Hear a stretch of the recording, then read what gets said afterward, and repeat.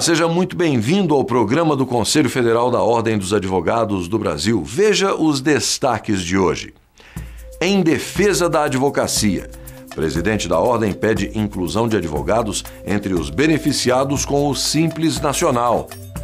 Em defesa dos cidadãos, OAB sugere ao CNJ criação de tabela padrão para o pagamento de precatórios. Em defesa da igualdade, Conselho Federal da Ordem e Secretaria de Direitos Humanos vão firmar acordo para combater a homofobia.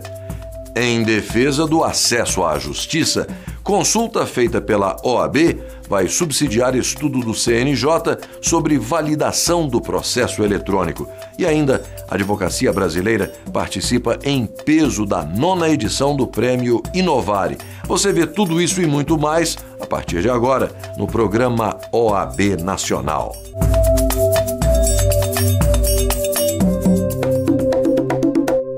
Combater a informalidade e incluir a advocacia entre as atividades de prestação de serviços já passíveis de opção pelo Simples Nacional.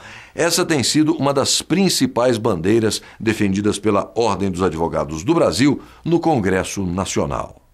O assunto foi discutido com o deputado Pedro Eugênio do PT de Pernambuco, presidente da Frente Parlamentar das Pequenas Empresas e integrante da Comissão de Finanças e Tributação da Câmara, onde a proposta, que inclui a advocacia nas atividades profissionais beneficiadas pelas regras do Simples Nacional, tramitará depois de aprovada no Senado, onde está atualmente. Isso é muito importante, isso vai proporcionar a inclusão cada vez maior da advocacia, nossa organização cada vez maior, tirar a informalidade. Aí muitos colegas advogados, milhares de colegas advogados que hoje não têm condições de recolher os tributos que são impostos e acabam ficando na informalidade. Isso é importante, aumenta a base de arrecadação para o país e eu tenho certeza que é uma luta republicana, é uma luta de interesse da sociedade brasileira.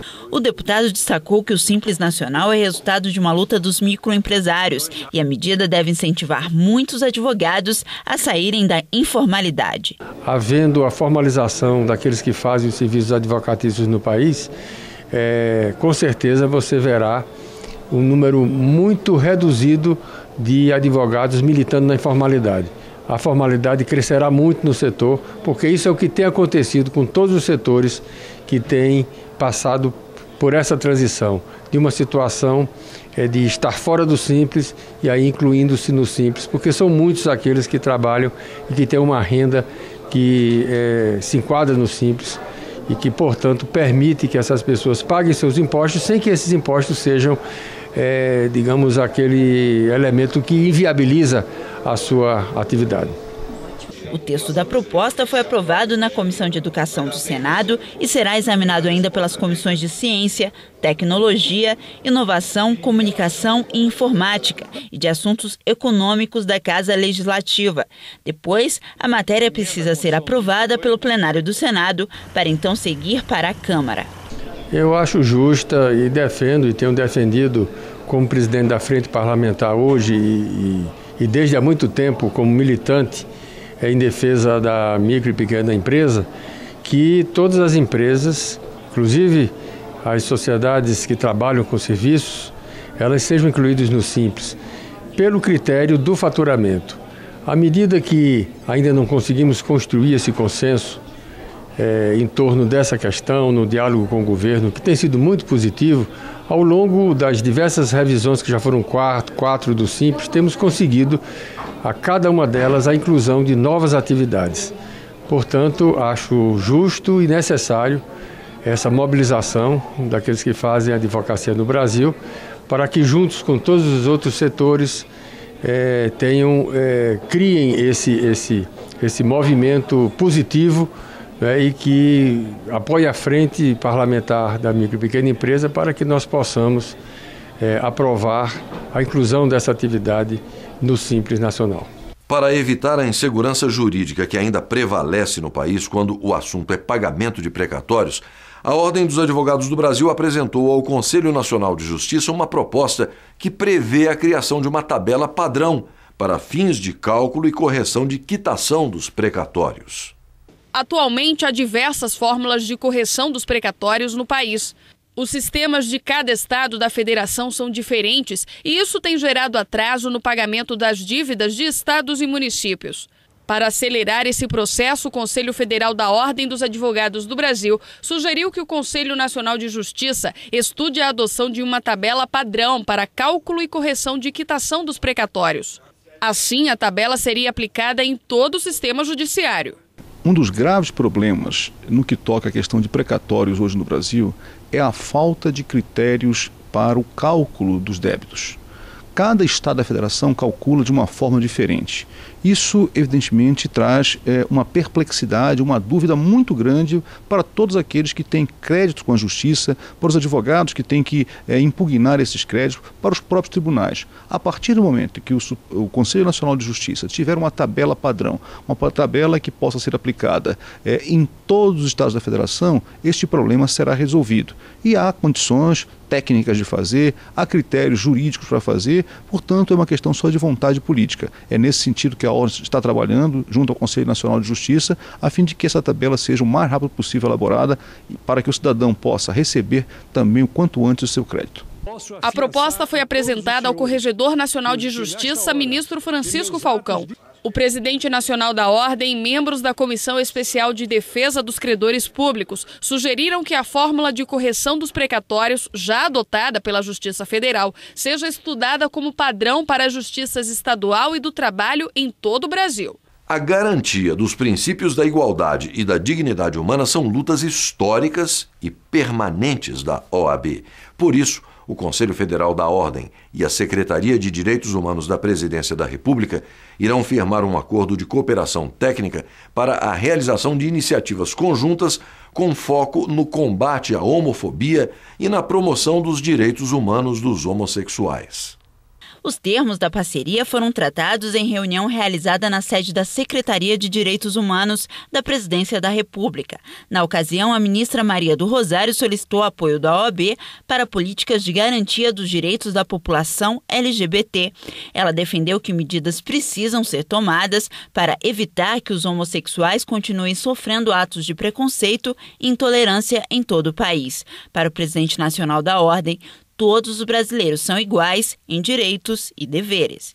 Essa é uma temática que efetivamente precisa ser enfrentada sob a perspectiva da dignidade do ser humano. Nós não podemos ter seres humanos de segunda categoria só porque têm uma opção sexual diferenciada dos demais seres humanos. Os homossexuais têm que ter os seus direitos enquanto cidadãos, enquanto seres humanos respeitados.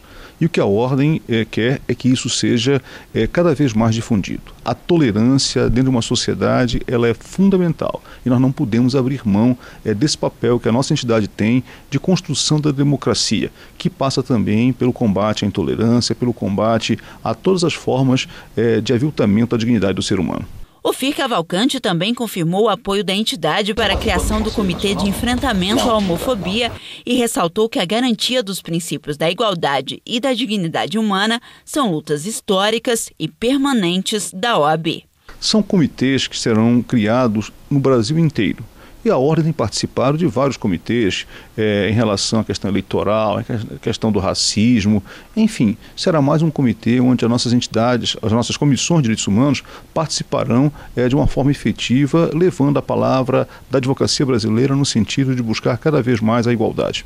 A missão do comitê é promover ações que garantam a cidadania e os direitos humanos para a comunidade LGBT e contribuir para que nenhuma pessoa seja submetida a formas de discriminação e violência em razão de suas orientações sexuais e identidade de gênero. O grupo também pretende apoiar mães que perdem seus filhos para a violência contra os homossexuais. O acordo entre a Ordem dos Advogados do Brasil e a Secretaria de Direitos Humanos da Presidência da República será assinado durante a sessão plenária da OAB pelo presidente nacional da entidade e pela ministra Maria do Rosário Nunes. A secretaria já conta com o apoio do Conselho Federal de Psicologia. E você vai ver depois do intervalo, especialistas explicam por que a advocacia brasileira se difere da praticada em outros países. O que há de especial na atuação da OAB? É o que você confere daqui a pouco. Nós voltamos já.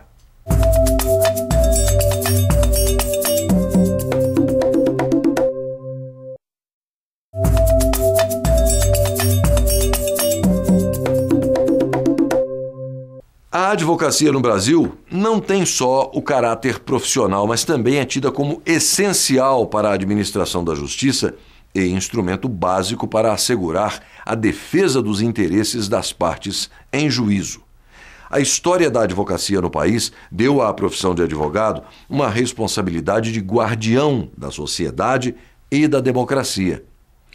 Mas será que em outras nações do mundo também é assim? E como agem as entidades representativas semelhantes à OAB? Nossa equipe procurou ouvir especialistas no assunto para obter essas e outras respostas. Confira na reportagem. A Ordem dos Advogados do Brasil costuma firmar acordos de cooperação com entidades representativas de advogados de vários países. Só no mês passado foram assinados 3 protocolos de intenções, um com o Peru, outro com a China e, mais recentemente, com o Reino Unido. A cada visita é difícil explicar para as delegações estrangeiras o papel da OAB. Em vários países do mundo, para ser advogado não precisa sequer se inscrever numa instituição. Em vários países do mundo, o controle ético da advocacia é feito pelo judiciário. Em vários países do mundo, a ordem não é procurada nos conflitos sociais, não opina sobre as coisas do mundo. E por que no Brasil é diferente? Por que no Brasil a ordem é mencionada na Constituição por diversas vezes? Por que nós indicamos 1/5 dos representantes dos tribunais e 1/3 no STJ? Por que nós indicamos 2 representantes no órgão de controle externo do Ministério Público e da magistratura e temos 2, o presidente da ordem tem assento e voz nos 2? Por que no Brasil, e somente nós, somos mencionados enquanto profissão nas vertentes da advocacia, a defensoria pública, a advocacia pública e a advocacia privada no artigo 133? Por que será que nós temos legitimidade para defender a sociedade no controle de constitucionalidade, para exigir o cumprimento da Constituição, que é a Comissão de Descumprimento de Preceito Fundamental? Por que só nós fazemos o exame de ordem? Por que nós, no Brasil, opinamos sobre o nascimento dos cursos de direito? Por que as sociedades de advogados são inscritas na ordem, não em cartório? Por que só isso no Brasil em relação às outras atividades e em relação às outras ordens no mundo? O próprio presidente da Comissão de Assuntos Internacionais da Ordem responde. Porque no Brasil nós tivemos uma compreensão muito cedo de que o problema do outro é meu problema.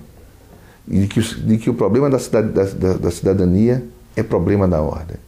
É por isso que o artigo 44 do Estatuto da Ordem, a Lei da Advocacia, diz que nós temos 2 funções.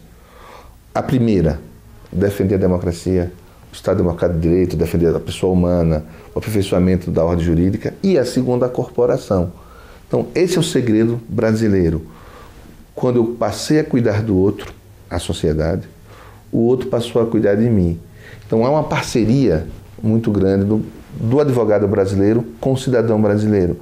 Eu gosto de dizer que a advocacia e cidadania, para a ordem, são palavras sinônimas. Nós precisamos atuar nas 2 coisas. E esse é o diferencial brasileiro. A advocacia no Brasil, ela não é simplesmente uma profissão mercantilizada. Ela não é uma profissão mercantilizada. Nós não exercemos simplesmente uma atividade, uma profissão. Nós exercemos um munus público. A advocacia no Brasil, ela tem, portanto, não só o caráter profissional, como ela tem um caráter de função não só essencial à justiça, como também essencial à democracia. A história da advocacia no Brasil colocou a nossa profissão, deu à nossa profissão uma responsabilidade que é uma responsabilidade de guardiã da sociedade, guardiã da democracia. A OAB, que é a nossa entidade de classe, ela tem, portanto, ela se manifesta nas questões que vão muito além do simples exercício da advocacia. Este especialista atua há quase 20 anos com direito internacional e já trabalhou como consultor das Nações Unidas. O doutor em Direito Internacional pela USP esclarece que em muitos países a advocacia é sinônimo de lucro. Os estrangeiros, principalmente por modificações recentes, eles transformaram a advocacia basicamente numa profissão mercantilizada. Por exemplo, você vai em alguns países, como nos Estados Unidos, e você vê na televisão, vê nas revistas, propaganda do advogado, captando o cliente ostensivamente, abertamente, como qualquer outra profissão. Isso é vedado no Brasil. Você vê no Reino Unido, por exemplo, a advocacia, escritórios de advocacia terem investimento de não advogados, mesmo em empresas, como qualquer outra empresa. No Brasil isso é vedado, um escritório de advocacia somente pode ter por sócios advogados. Os protocolos de intenções firmados com outros países costumam ser questionados quando se inclui na pauta os direitos humanos. Mas vamos discutir também a pessoa humana, vítima da perseguição, vítima da imigração ilegal ou de uma irregularidade que possa sofrer por parte da polícia nesses países. Esse item é um pouco dificultado porque várias instituições não têm essa visão humana, da pessoa humana como razão da sua própria existência. E quando conversam com a ordem, começam a perceber a grandeza dessa área. Então, vários estão criando institutos de direitos humanos com a mesma força da parte econômica. Porque essa também é um diferencial. Em vários países, Estados Unidos e a legislação britânica, por exemplo, a atividade da advocacia é econômica, é um negócio. Para nós não é. Para nós é função social. A própria lei diz que o papel do advogado é de uma função social. Claro que nós sobrevivemos economicamente dessa função social, mas o objetivo principal é a função social, é o direito de defesa, é permitir que o cidadão, ao se relacionar com o Estado, não faça desnudo de direitos. E uma vez violentado no seu direito, tem alguém para defendê-lo com força, com a mesma força que o Estado tem para acusar.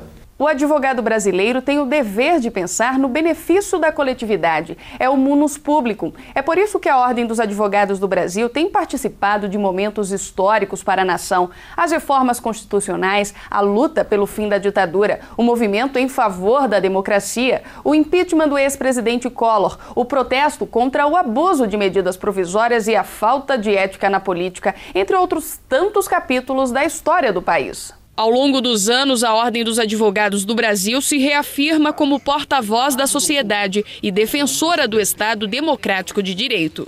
Por uma questão histórica do Brasil, a OAB teve um papel fundamental na redemocratização do Brasil. A OAB ainda tem um papel fundamental de defender a sociedade, inclusive dos abusos do Estado. Quando eu digo abuso do Estado, inclusive abusos do Ministério Público. Quem é a última fronteira é a advocacia, não é necessariamente o Ministério Público. Então a advocacia está ali e ela defende sim o indivíduo e defende a sociedade.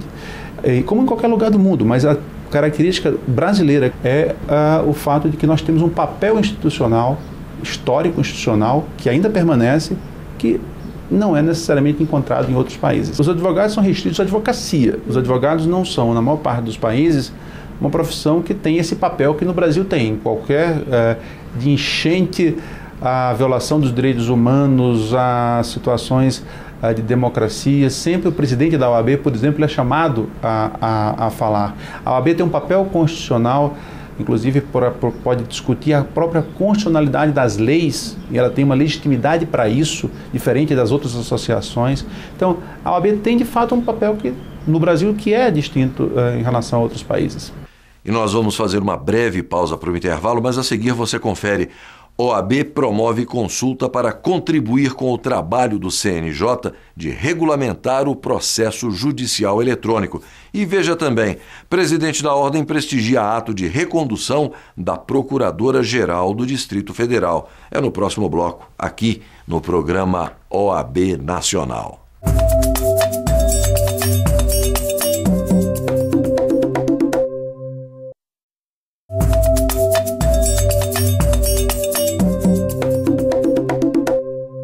O Conselho Federal da OAB promoveu uma consulta pública com advogados de todo o país para saber o que eles pensam sobre o processo eletrônico. O resultado da consulta vai subsidiar o Conselho Nacional de Justiça na elaboração de resoluções que o órgão irá editar para regulamentar o processo judicial eletrônico nos tribunais brasileiros. Os advogados brasileiros puderam opinar sobre a posição do Conselho Nacional de Justiça em regulamentar o processo eletrônico. A opinião da advocacia é fundamental para que a ordem se manifeste. O assunto é objeto de uma consulta pública do CNJ e a posição da ordem vai servir de base para a decisão do Conselho. O processo eletrônico tem no advogado o seu maior usuário. O advogado é que vai fazer a utilização desse processo eletrônico para defender os interesses dos seus clientes. E é muito importante que nós ouçamos aqueles que serão os destinatários do processo eletrônico, aqueles que serão os grandes usuários do processo eletrônico. Nós levamos as demandas da sociedade, dos nossos clientes, à justiça e somos, portanto, um ator importante nesse processo. Quantitativamente, qualitativamente, a advocacia, eu acho que tem capacidade de enfrentar esse desafio, essa mudança de paradigmas que a gente está vivendo, saindo do processo físico para o processo virtual, mas ela, para fazer isso, ela precisa ter, assim, a questão de devolução de prazos tem que estar bem definida, a questão de falhas gerais de sistema, se vai ou não vai devolver o prazo, enfim, tem que haver regras bastante claras e seguras que não impeçam o acesso à justiça. Atualmente, o processo judicial eletrônico está presente em 30 dos 92 tribunais do Poder Judiciário brasileiro. A tendência é que esse processo virtual cresça, mas para isso é preciso infraestrutura de telecomunicações. Só que muitas regiões do país ainda não estão preparadas para a mudança. A Ordem apoia a implantação do processo eletrônico, mas está preocupada com a velocidade de implantação. Há localidades em que a internet ainda é muito precária ou que não possuem provedores de acesso à internet. O Brasil é muito desigual, né? Então isso tem que ser levado em consideração agora, neste momento em que se fala em obrigatoriedade do uso dos sistemas de processo eletrônico. Além disso, a gente acha que a normatização atual, ela tem omissões, ela tem falhas. As experiências de implantação de processo eletrônico já nos indicam isso. O presidente da Comissão Especial de Informática e Estatística da OAB dá exemplos do que já aconteceu em locais sem preparo para receber o processo eletrônico. Já aconteceu, por exemplo, uma quebra de um cabo de fibra ótica causado por uma queimada que deixou 2 estados sem internet por mais de 24 horas. Nas regras atuais, por exemplo, isso não devolveria o prazo aos advogados. Já aconteceu, por exemplo, um incêndio numa estação de trânsito de dados no Nordeste que deixou muito precária a circulação de dados de telemática no Nordeste. Hoje, nas regras atuais, isso não devolveria o prazo. Esse nós consideramos que é o ponto mais sensível da regulação. O presidente nacional da Ordem, Ofir Cavalcante, reitera que a deficiência no sistema compromete o acesso do cidadão à justiça. Esse é um dos grandes problemas que temos em nosso país. A infraestrutura telefônica ainda é muito deficitária. Temos visto reclamações aí na Anatel com suspensão de empresas por conta dessa má rede que temos no Brasil, e isso precisa ser resolvido, porque tem uma relação direta com o processo eletrônico. Imagine se o advogado não tem um protocolo para peticionar, ele vai ter só o processo eletrônico, e se está falhando no estado dele por uma questão de infraestrutura, ele deixa de cumprir o seu prazo, deixa de defender o cidadão. Isso é um prejuízo para a cidadania em nosso país. O processo eletrônico, a virtualização do processo, ela é boa, ela é importante que exista, mas ela não pode excluir o cidadão da justiça, e é nesse sentido que a Ordem vai ter que trabalhar cada vez mais, exigindo que o poder central do nosso país exija das empresas de telefone essa infraestrutura, e enquanto isso pedir ao judiciário que não implante o processo eletrônico em locais onde sabidamente, tecnicamente, já se sabe que não tem efetivamente condições de suportar o processo eletrônico. O presidente nacional da OAB participou da cerimônia de posse da recondução da Procuradora-Geral de Justiça do Distrito Federal e Territórios. A solenidade foi realizada na sede do Ministério Público em Brasília. A cerimônia de posse foi aberta pelo Procurador-Geral da República, Roberto Gurgel. Reconduzida ao cargo pela presidente Dilma Rousseff, Eunice Carvalho é a segunda mulher a chefiar o Ministério Público do Distrito Federal e Territórios. O presidente da Associação do MPDFT ressaltou que a nomeação da procuradora atende a uma realização institucional. Sua realização pessoal, doutora Eunice, se identifica com nossa realização institucional, pois, certamente, a classe ministerial regozija-se com a nomeação de Vossa Excelência, porque assim foi atendida a vontade da maioria que sufragou seu nome, em primeiro lugar, para a composição da lista tríplice encaminhada à chefia do Poder Executivo Federal. Temos a dizer, doutora Eunice, que nesta data inicia-se uma nova etapa de nossa história e caberá a Vossa Excelência, juntamente com sua dedicada e competente equipe, dar continuidade à missão ministerial de defensor intransigente dos direitos da sociedade, para que a população do Distrito Federal tenha a certeza de que o Ministério Público estará sempre a seu lado e em sua defesa. Eunice Carvalho destacou em seu discurso grandes conquistas do Ministério Público do Distrito Federal e Territórios e prometeu cumprir com todos os deveres da função.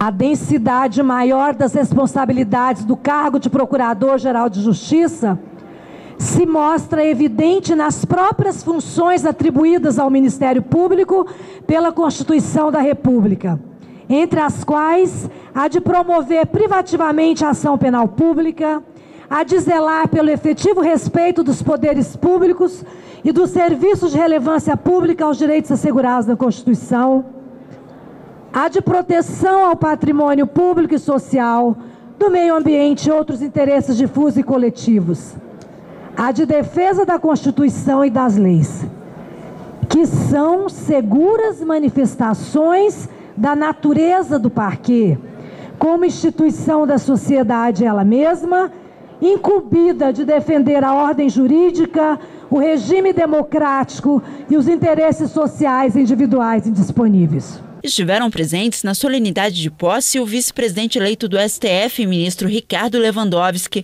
a vice-presidente do STJ, ministra Eliana Calmon, o governador do Distrito Federal, Agnello Queiroz, e o presidente nacional da Ordem dos Advogados do Brasil. Ofir Cavalcante qualificou a recondução de Eunice Carvalho ao cargo de Procuradora-Geral de Justiça do Distrito Federal e Territórios como fruto do reconhecimento de um importante trabalho desenvolvido. Querida procuradora Eunice Carvalho, tem um trabalho muito importante realizado em favor do Ministério Público brasileiro na defesa dos valores constitucionais que são inerentes à democracia e, sobretudo, inerentes à defesa do cidadão brasileiro. Eu tenho certeza que a sua recondução a este cargo, que tem uma representatividade muito grande por representar o Distrito Federal e os territórios, é o reconhecimento por esse trabalho, reconhecimento que foi aurido no dia a dia de cada trabalho que foi realizado, mas, sobretudo, é no reconhecimento dos seus pares que votaram para que ela fosse a primeira da lista. E, ao lado disso, também toda a sua história de vida contribuiu para que ela pudesse continuar à frente dos destinos do Ministério Público, do DF e territórios por mais 2 anos. Portanto, vir aqui hoje é saudá-la, é abraçá-la e dizer-lhe que a justiça brasileira, que a sociedade brasileira, o Ministério Público do Brasil querem que ela continue a realizar um trabalho profícuo. Eunice Carvalho é procuradora de justiça com atuação na área criminal e uma das idealizadoras da criação das promotorias de justiça de defesa do patrimônio público, do meio ambiente e da ordem urbanística. Ingressou no Ministério Público do Distrito Federal e Territórios em 1989. 2 anos depois foi promovida ao cargo de promotora de justiça e, em 2005, a procuradora de justiça, ambas por merecimento. Por ocasião da sua posse como Procuradora-Geral de Justiça, Eunice, tive a oportunidade de dizer que Vossa Excelência reunia as melhores condições para liderar o Ministério Público do Distrito Federal e Territórios em momento especialmente complexo. Não me enganei. O êxito alcançado nestes 2 primeiros anos não precisa ser aqui lembrado. É conhecido de todos. E teve uma demonstração inequívoca na renovação da confiança depositada por seus pares, pelos colegas do Ministério Público do Distrito Federal e Territórios, e continue contando com o apoio de sempre da Procuradoria-Geral da República e com a admiração e o respeito de todos os colegas que fazemos o Ministério Público brasileiro. Daqui a pouco, depois do intervalo, veja como foi a cerimônia de premiação do 9º Prêmio Inovare da Justiça Brasileira e quem foi o grande vencedor na categoria Advocacia. Você não pode perder. Nós voltamos em instantes.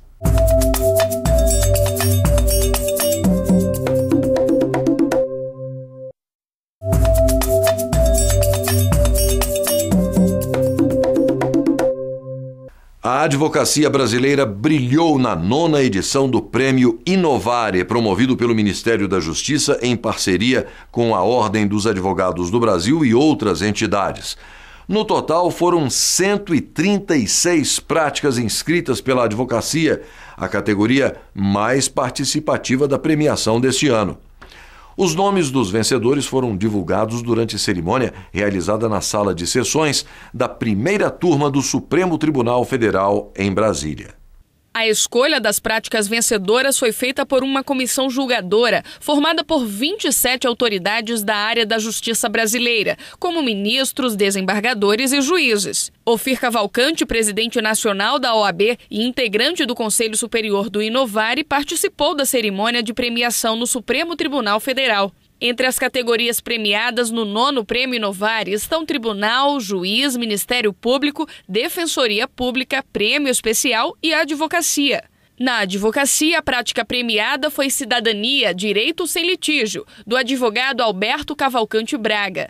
O superintendente de contencioso da Caixa Econômica Federal explica que a iniciativa é posta em prática em conjunto com a ouvidoria do banco, que tem conseguido há 1 ano compensar extrajudicialmente clientes insatisfeitos. Qualquer ocorrência de problemas de clientes que haja procedência, o cliente registra a ocorrência e a área jurídica imediatamente analisa e evita que o processo judicial seja ajuizado pelo cliente, fazendo, no caso, oferecendo uma indenização diretamente para o cliente, sem a necessidade da intervenção do Poder Judiciário.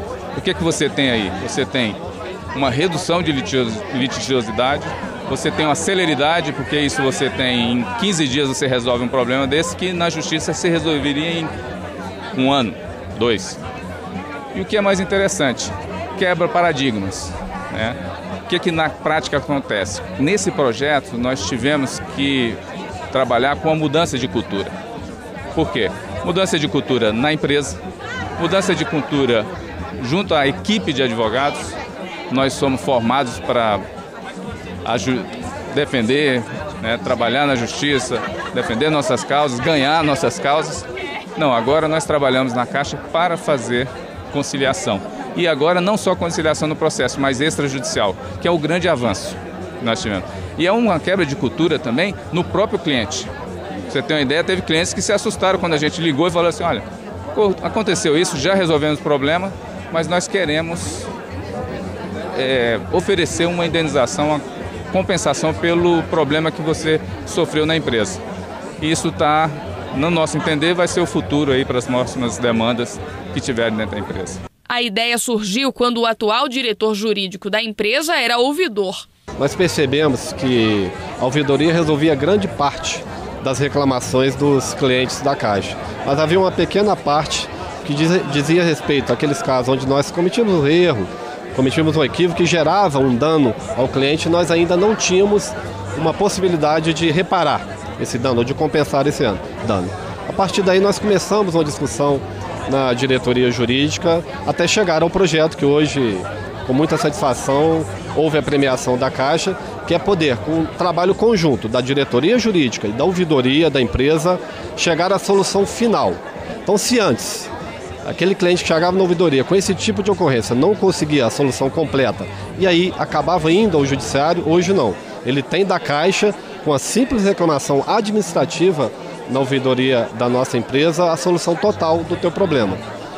O objetivo principal, aliás, também não é a simples compensação ou a reparação do dano ao cliente. Nós colocamos isso como uma questão lateral. O objetivo principal da Caixa é a manutenção do relacionamento com o cliente. É manter o cliente satisfeito e evitar que ele saia da Caixa, da nossa instituição, e procure eventualmente outra instituição. O advogado premiado ressalta que a ideia pode servir para outras empresas. Tem uma grande vantagem o projeto, é a portabilidade. O que é isso? É um projeto que não é restrito à Caixa. Eu não fiz um projeto para a Caixa. Nós fizemos um projeto pensando em redução de litigiosidade em qualquer empresa. Ou seja, se amanhã uma empresa nos procurar para perguntar, olha, como é que é isso? A gente pode explicar e apresentar o projeto fazendo as devidas adaptações. O Prêmio Inovare, criado em 2004, identifica, divulga e premia práticas inovadoras da advocacia, do Poder Judiciário, da Defensoria Pública e do Ministério Público. As práticas premiadas seguem critérios como eficiência, qualidade, celeridade, criatividade, praticidade, ineditismo, alcance social e satisfação do usuário, por exemplo. Esse programa do Inovare, ele é fantástico. Fantástico porque ele efetivamente provoca as pessoas, provoca a criatividade daqueles que integram o sistema de justiça. Advogados, defensores públicos, magistrados, membros do Ministério Público, tribunais. E cada ano que passa, as pessoas tentam, e as instituições ainda também mais, se superar para criar mais novas formas de solucionar conflitos ou prevenir conflitos. Por isso a Ordem, ela efetivamente apoia o Inovare, está presente, participa de uma forma ativa e deve ser certamente prestigiado por toda a sociedade, porque ele tem um viés muito importante, que é o olhar daqueles que integram o sistema de justiça para o cidadão, se preocupando com ele. Os trabalhos vencedores constam agora no banco de dados, no site do Instituto Inovare e também na coleção de livros A Reforma Silenciosa da Justiça. Com exceção da categoria Tribunal, as 5 práticas vencedoras receberam R$50 mil. Este ano, todas as regiões do país inscreveram iniciativas. A categoria mais participativa foi a advocacia. Foram 136 práticas inscritas. Isso demonstra que os advogados estão engajados cada vez mais em solucionar os conflitos, em utilizar meios de composição, a conciliação, a mediação e também usar um pouco do nosso saber jurídico em termos de solidariedade, ajudar as pessoas de uma forma pro bono. A Defensoria Pública é muito importante, mas não tem condições de assambarcar tudo e nós podemos nos ajudar um pouco e tem vários programas nesse sentido. Então, parabéns ao Inovare, eu tenho certeza que quem ganha com isso é o povo brasileiro. A iniciativa da advogada Lúcia Belloni com a prática OAB Cidadania foi homenageada. Ela explica que com o apoio da OAB e do Tribunal de Justiça do Paraná, além de universidades públicas e privadas, tem sido possível ajuizar pedidos de revisão criminal. Eles escrevem para a Ordem dos Advogados. Eu recebo essas correspondências toda semana, uma média de quase 100 por semana, analiso, a partir daí a gente analisa a possibilidade do benefício, ele sempre pede revisão criminal e nós vamos analisar os encarcerados, eles escrevem solicitando e porque já conhece o projeto há 14 anos e nós então, com essa análise, pedimos ao Tribunal de Justiça do Paraná, designamos advogados que vão acompanhar a revisão, porque os autos originários vêm da comarca, do interior de todo o estado, para o projeto. E nós temos um prazo determinado para apresentar as revisões e devolver ao tribunal. O alcance social foi imenso, o direito dos encarcerados, que é um direito inerente a qualquer cidadão encarcerado a rever a sua pena, e essa pena, revista pelo projeto, alcançamos quase 50% dos pedidos de revisão procedentes, favoráveis e principalmente na dosimetria da pena, na medida da aplicação da pena, essa pena tem sido diminuída pelo tribunal depois de transitar em julgado o processo. O Instituto Inovare homenageou o ministro Aires Brito, que se despede da presidência do STF neste mês, sendo substituído pelo ministro Joaquim Barbosa. O diretor do Inovare, Antônio Cláudio Ferreira Neto, entregou o troféu batizado de Inovare Especial.